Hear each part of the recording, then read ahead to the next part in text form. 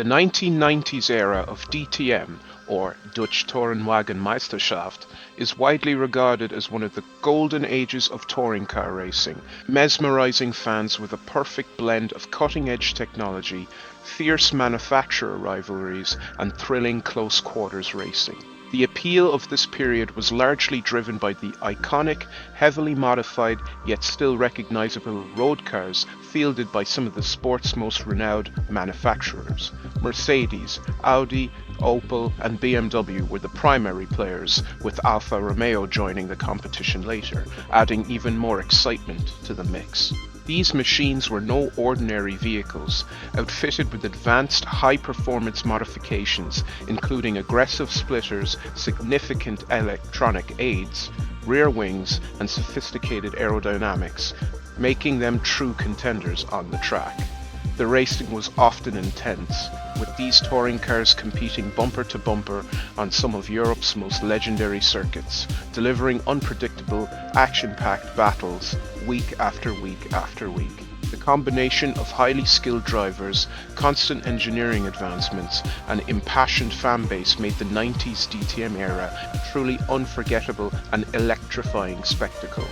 In the 1991 DTM season, while BMW and Mercedes opted to continue using their existing cars, albeit with continuous testing and development, both Audi and Opel introduced evolution versions of their V8 and Omega models.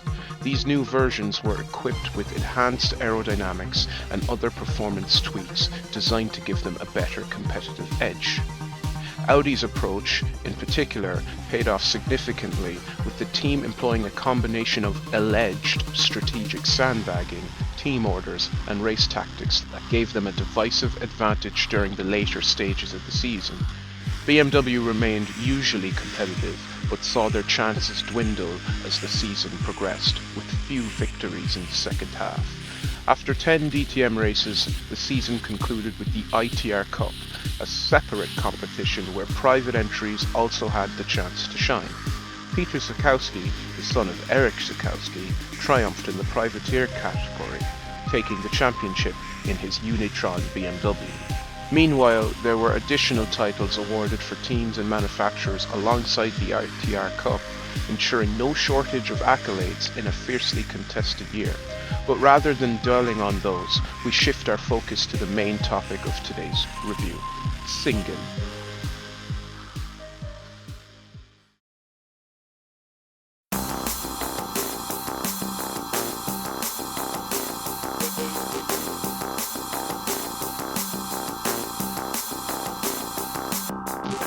The Almanenring, a former street circuit in southern Germany, was constructed using public roads in the industrial area of Singen, Baden-Württemberg. The circuit was set up on existing streets with barriers, fences, and other safety measures temporarily installed for the race events. The track layout featured tight corners, long straights, and a combination of narrow and wide sections of typical street circuits. The new circuit at Singen proved to be a venue that encouraged aggressive driving, with its tight spaces and abundance of Armco barriers ensuring that there would be no shortage of drama. The race weekend was packed with incidents, starting with young driver Hubert Haupt, a protege of Hans Stuck, playing a controversial role. After a pit stop left him a few laps down, Haupt shocked the field by ramming race leader Kurt Thiem from behind, allowing Frank Biela to slip past and take the lead. Haupt later claimed that his brakes had been behaving peculiar, but the stewards were unconvinced and handed him a disqualification and race ban from race 2 of the Singen event, a first in DTM history. Yet, Haupt wasn't the only one misbehaving. Roland Ascht repeatedly collided with Stuck's Audi, while Joachim Winkelhock sent Haupt into the barriers. Amidst the chaos, the race itself continued.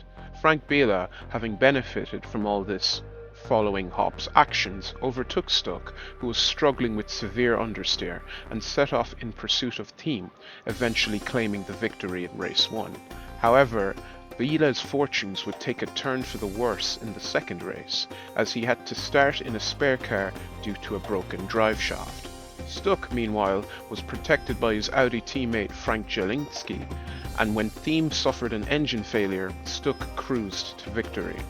Biela, starting from the back, impressively carved his way through the field, but was ultimately disqualified for jumping the restart after a pace car situation. The safety car had been deployed following a terrifying crash involving Ellen Law, who lost control at 160 km per hour and was T-boned by Roland Osh.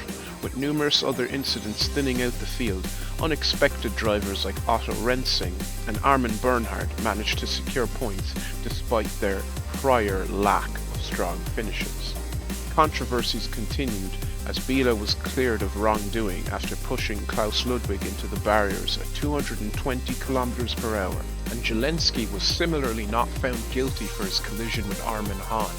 Two championship contenders, Steve Soper and Johnny Cecotto, both saw their chances dashed due to mechanical issues. Soper lost his gearbox and Cecotto suffered an engine failure after radiator damage.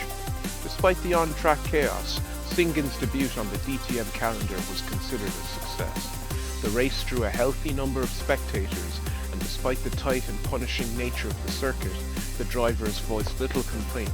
Quite the opposite, in fact. The venue proved to be a challenging but rewarding addition to the DTM, setting the stage for more dramatic racing in the season